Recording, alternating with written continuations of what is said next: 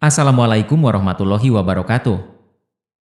Pada kesempatan kali ini, kita akan membahas pidato dari Bapak Prabowo Subianto yang menjadi perhatian banyak pihak. Namun, sebelum itu, mari kita telaah sejenak ceramah dari Rizik Syihab. Apakah gaya komunikasi mereka layak disebut sebagai ulama ataukah hanya emosi semata? Mari kita renungkan bersama. Sahabat, kita sering mendengar ceramah dengan nada tinggi, marah-marah, dan penuh amarah. Seperti yang kita saksikan dalam beberapa ceramah Rizik dan Bahar, mereka kerap kali menggunakan nada yang sangat emosional. Kita sebagai umat Islam perlu merenungkan apakah cara seperti ini sejalan dengan akhlak yang diajarkan oleh Nabi Muhammad. Apakah ceramah yang penuh dengan kata-kata kasar dan ancaman justru membuat kita semakin dekat dengan Allah, atau malah membuat kita semakin jauh dari nilai-nilai akhlak mulia yang diajarkan Islam? Jangan biarkan kita terpecah belah. Umat Islam harus bersatu. Jika ada yang mencoba memecah belah antara ulama, habib, dan umat, kita harus bersikap waspada. Ada pihak-pihak yang tidak ingin melihat kita bersatu, dan mereka menggunakan berbagai cara untuk memicu konflik di antara kita. Ini adalah ujian bagi umat Islam, apakah kita bisa tetap tenang, bijak, dan bersatu, atau justru terpancing emosi dan membiarkan fitnah beredar tanpa klarifikasi. Nah Habib Rizik, gua Abah Alwi, lo mau apa? Hah? Lo mau sweeping? Sweeping? Di mana mau sweeping? Saya tunggu kalian. Kurang ajar. Takbir. Bakal ngancam mau sweeping habaib ye. Gua kepret lo. Gua kepret lo. Yahudi pesek. Yahudi pesek. Yahudi pesek mau fitnah habaib. Mau sweeping Mbak Alwi, dianya ngaku turunan Nabi. Penyok, unyil, gua kepret masuk kuburan lo. Gua kepret masuk kuburan lo. Udah sekarang saya mau tanya umat Islam semua. Ada yang kurang ajar bilang sweeping habaib, sweeping Mbak Alwi, dia mata lawan. Siap sweeping mereka.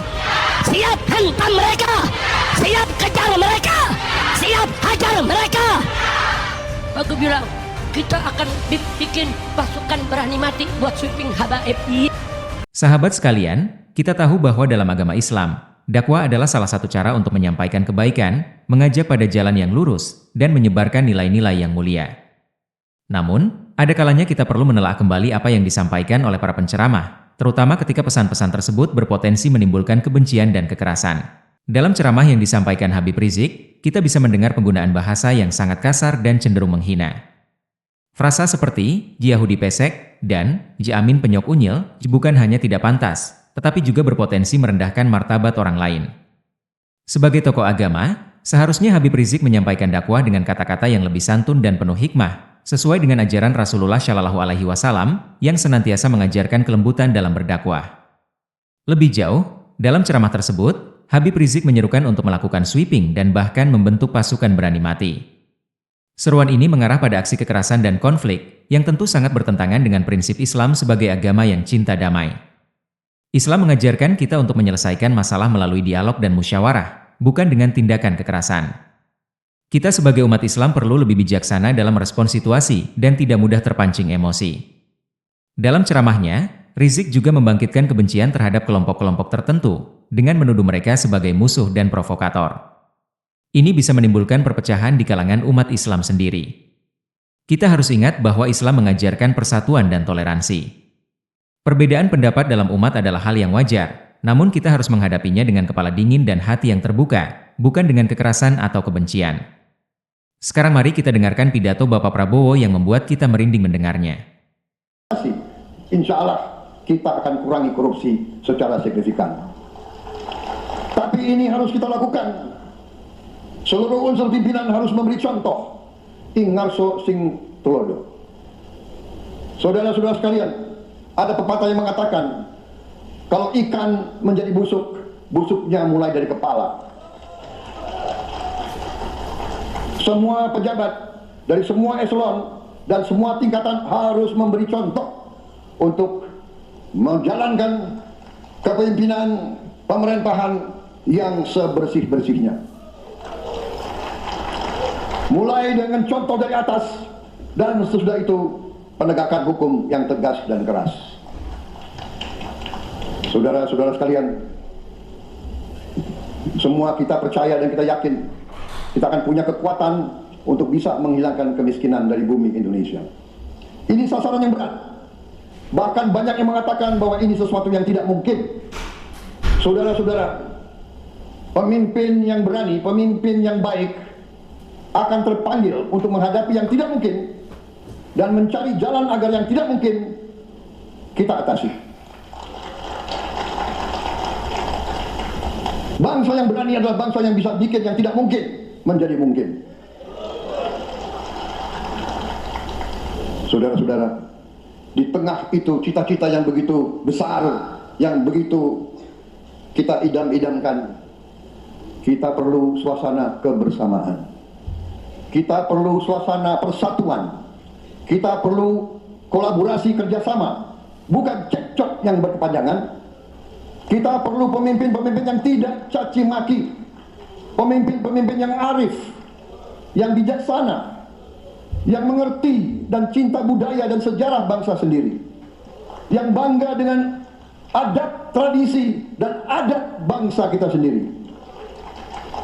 Kita dari sejak dulu pemikiran kehendak dan latar bangun pendiri-pendiri bangsa kita, dari sejak awal bangsa ini berdiri, kita ingin menjadi bangsa yang berdemokrasi. Kita menempatkan kedaulatan rakyat setinggi-tingginya. Dalam dasar negara kita, Pancasila, kerakyatan merupakan sendi utama dari kelima sila yang kita junjung tinggi. Kerakyatan yang dipimpin oleh hikmat kebijaksanaan dalam permusyawaratan perwakilan. Kita menghendaki kehidupan demokrasi, tapi marilah kita sadar bahwa demokrasi kita harus demokrasi yang khas untuk Indonesia, demokrasi yang cocok untuk bangsa kita, demokrasi yang berasal dari sejarah dan budaya kita. Demokrasi kita harus demokrasi yang santun, demokrasi di mana berbeda pendapat harus tanpa permusuhan, demokrasi di mana mengoreksi harus tanpa caci maki, bertarung tanpa membenci, bertanding tanpa berbuat curang. Demokrasi kita harus demokrasi yang menghindari kekerasan, yang menghindari adu domba, yang menghindari hasut menghasut. Demokrasi kita harus demokrasi yang sejuk, demokrasi yang damai, demokrasi yang menghindari kemunafikan. Hanya dengan persatuan dan kerjasama kita akan mencapai cita-cita para leluhur bangsa kita. Bangsa yang gemah ripah, Lok Jinawi, Tato Tentrem Kerto Raharjo. Bangsa yang baldatun, tojibatun, warobun gofur. Bangsa di mana rakyat cukup tangan, cukup sandang, cukup papan. Cita-cita kita adalah melihat wong cilik iso gemuyu, wong cilik bisa senyum, bisa ketawa. Saudara-saudara sekalian, kita harus ingat bahwa kekuasaan itu adalah milik rakyat. Kedaulatan itu adalah kedaulatan rakyat. Kita berkuasa seizin rakyat. Kita menjalankan kekuasaan harus untuk kepentingan rakyat. Kita harus selalu ingat, setiap pemimpin dalam setiap tingkatan harus selalu ingat, pekerjaan kita harus untuk rakyat.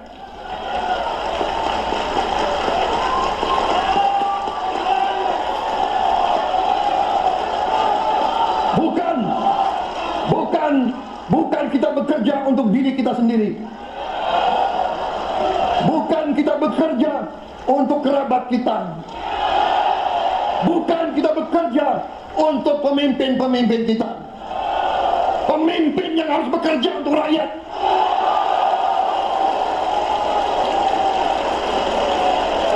Saudara-saudara sekalian, kita harus mengerti selalu, sadar selalu bahwa bangsa yang merdeka adalah bangsa di mana rakyatnya merdeka. Rakyat harus bebas dari ketakutan, bebas dari kemiskinan, bebas dari kelaparan, bebas dari kebodohan, bebas dari penindasan, bebas dari penderitaan. Saudara-saudara sekalian, masih ada saudara-saudara kita usianya di atas 70 tahun masih menarik becak. Ini bukan ciri-ciri bangsa yang merdeka. Hanya kalau kita bisa wujudkan itu, kalau kita bisa wujudkan keadaan di mana rakyat kita sungguh-sungguh merasa dan menikmati kemerdekaan, baru boleh kita sungguh-sungguh puas dan bangga dengan prestasi Indonesia merdeka. Sebelum itu, marilah kita kerja keras. Marilah kita berjuang tanpa menyerah. Mari kita menghimpun dan menjaga semua kekayaan kita. Jangan mau kekayaan kita diambil murah oleh pihak-pihak lain. Saudara-saudara sekalian, semua kekayaan kita harus sebesar-besarnya untuk kepentingan dan kemakmuran rakyat kita. Saudara-saudara, dalam sejarah politik, hal ini mudah diucapkan, tidak mudah untuk kita capai. Tapi kita bisa capai kalau kita bersatu dan bekerja sama. Marilah kita bangun masa depan bersama. Marilah kita menganggap rekan-rekan kita, walaupun berbeda suku, berbeda agama, berbeda partai, berbeda golongan, kita adalah sama-sama anak Indonesia. Bertanding, semangat. Sesudah bertanding, mari kita berhimpun kembali. Presiden Joko Widodo mengalahkan saya berapa kali ya, saya lupa. Tapi begitu beliau menang ya, beliau mengajak saya bersatu.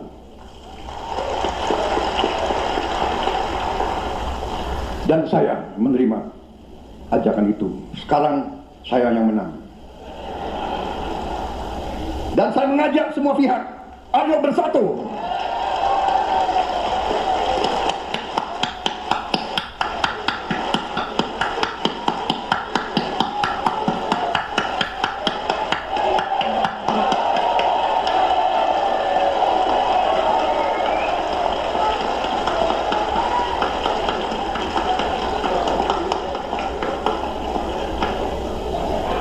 Saudara-saudara sekalian, dalam menghadapi dunia internasional, Indonesia memilih jalan bebas aktif, non-blok, non-aligned.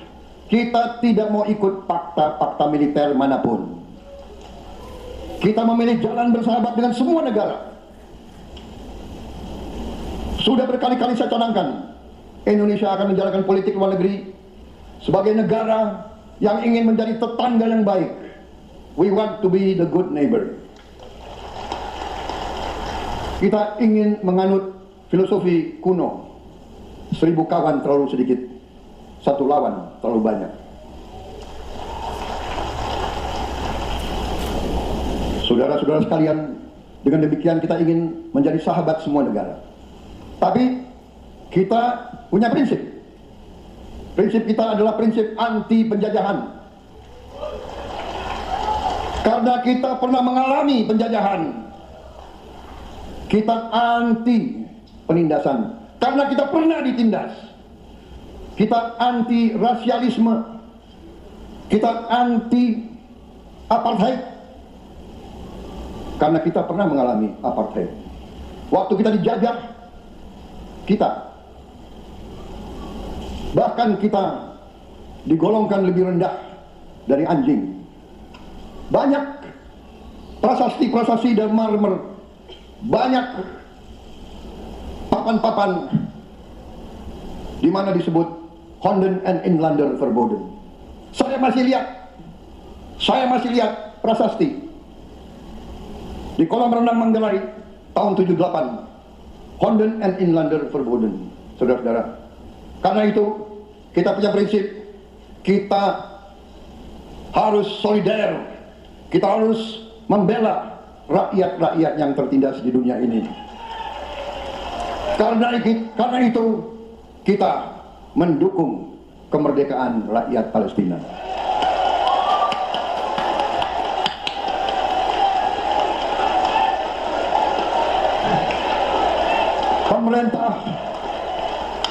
Pemerintah Presiden Joko Widodo sudah mengirim banyak bantuan. Hari ini kita punya tim medis yang bekerja di Gaza, di Rafah, dengan risiko yang sangat tinggi. Dokter-dokter kita, perawat-perawat kita sudah bekerja sama di Rafah, di Gaza bersama saudara-saudara kita dari Uni Emirat Arab. Dan kita pun siap untuk mengirim bantuan yang lebih banyak. Dan kita siap untuk evakuasi mereka-mereka yang luka dan anak-anak yang trauma dan korban. Kita siapkan semua rumah sakit tentara kita dan nanti rumah sakit lain untuk membantu saudara-saudara kita yang menjadi korban perang yang tidak adil. Saudara-saudara, kita menjadi bangsa yang harus berterima kasih kepada generasi pembebas, kepada Bung Karno, Bung Hatta, pahlawan-pahlawan yang lain, I Gusti Ngurah Rai, Kapitan Patimura, Sultan Hasanuddin, Teguh Umar, Cut Nyak semua pahlawan yang tidak bisa kita sebut satu persatu. Tapi mereka yang membayar saham kemerdekaan dengan darah dan air mata mereka. Kita bersyukur kepada Presiden dan Proklamator pertama, Bung Karno, yang telah memberi kepada kita ideologi negara, Pancasila. Bapak Prabowo dalam pidatonya menyampaikan betapa pentingnya revolusi akhlak. Kita harus mulai dari diri sendiri. Revolusi akhlak berarti perubahan besar dalam sikap dan perilaku kita sehari-hari. Kita perlu meningkatkan kualitas ibadah kita, menjaga akhlak kita, dan menjalani kehidupan dengan nilai-nilai yang sesuai dengan ajaran Nabi Muhammad SAW. Revolusi ini tidak bisa ditunda, karena jika kita menunda perubahan ini, maka negara kita bisa mengalami keruntuhan moral. Pak Prabowo juga menekankan pentingnya pemimpin yang bersih, berani, dan berjuang untuk kemaslahatan rakyat. Korupsi harus diberantas mulai dari atas, dari pemimpin-pemimpin yang menjadi teladan bagi rakyatnya. Beliau menegaskan bahwa setiap pejabat harus memimpin dengan contoh yang baik. Sebab, seperti kata pepatah, ikan busuk dari kepalanya. Jika pemimpin bersih, maka seluruh pemerintahan akan mengikuti jejak yang sama. Indonesia adalah negara yang dibangun atas dasar persatuan. Dalam pidatonya, Pak Prabowo mengajak kita semua untuk merawat kebersamaan, menjunjung tinggi demokrasi yang santun, dan menghindari permusuhan dalam perbedaan pendapat. Beliau menegaskan bahwa demokrasi yang kita anut harus menjadi demokrasi yang sesuai dengan budaya kita, demokrasi yang menghindari caci maki, adu domba, dan hasutan. Pak Prabowo juga menyinggung pentingnya solidaritas internasional, terutama dalam mendukung perjuangan rakyat Palestina. Indonesia, sebagai negara yang pernah mengalami penjajahan, harus berkomitmen untuk selalu membela hak-hak mereka yang tertindas di seluruh dunia. Kita harus melanjutkan perjuangan ini dengan penuh semangat, karena prinsip anti penjajahan dan anti penindasan adalah bagian dari nilai-nilai yang diajarkan oleh para pendiri bangsa kita. Dalam pidatonya, Pak Prabowo juga mengucapkan terima kasih kepada para pemimpin sebelumnya, seperti Bung Karno, Bung Hatta, dan para pahlawan yang telah berjuang demi kemerdekaan bangsa ini. Kita harus menghargai jasa-jasa mereka dan melanjutkan perjuangan untuk menjaga keutuhan, kemerdekaan, dan keadilan di Indonesia. Saudara-saudara, pesan yang disampaikan Pak Prabowo sangat jelas. Kita harus bersatu, bekerja keras, dan menjaga akhlak dalam menjalani kehidupan sehari-hari.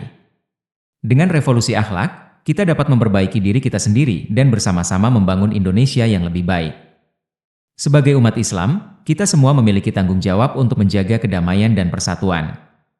Kritik ini bukanlah untuk menjatuhkan Rizik, tetapi untuk mengingatkan bahwa dakwah seharusnya mengajarkan kebaikan, kelembutan, dan kasih sayang. Mari kita hindari seruan yang mengarah pada kekerasan dan kebencian. Sebaliknya, kita jadikan dakwah sebagai sarana untuk membangun umat yang lebih baik, lebih damai, dan lebih bersatu. Semoga kita semua bisa mengambil hikmah dari pembahasan ini. Sampai jumpa di video berikutnya. Wassalamualaikum warahmatullahi wabarakatuh.